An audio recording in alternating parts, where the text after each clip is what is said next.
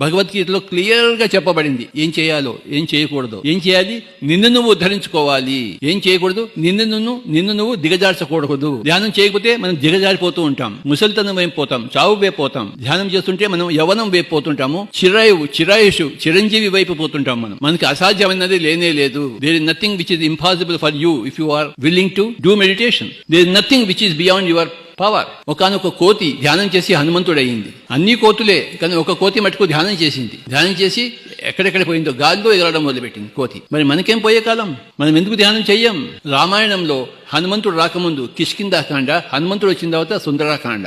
మన జీవితంలో కూడాను ధ్యానం రాకముందు మనమంతా కిష్కింధాకాండ అంటే కోతి కాండ, ధ్యానం వచ్చిన తర్వాత హనుమంతుడి కాండ అంటే సుందరాకాండ. సత్యం శివం సుందరం. సత్యంలోంచి శివం, శివంలోంచి సుందరం. సుందరాకాండ. శివం అంటే బాగు, మన వెల్ఫేర్, మన క్షేమం. సత్యంలోంచి మన క్షేమం వస్తుంది. మన క్షేమంలోంచి మన జీవితం సుందరంగా మారుతుంది.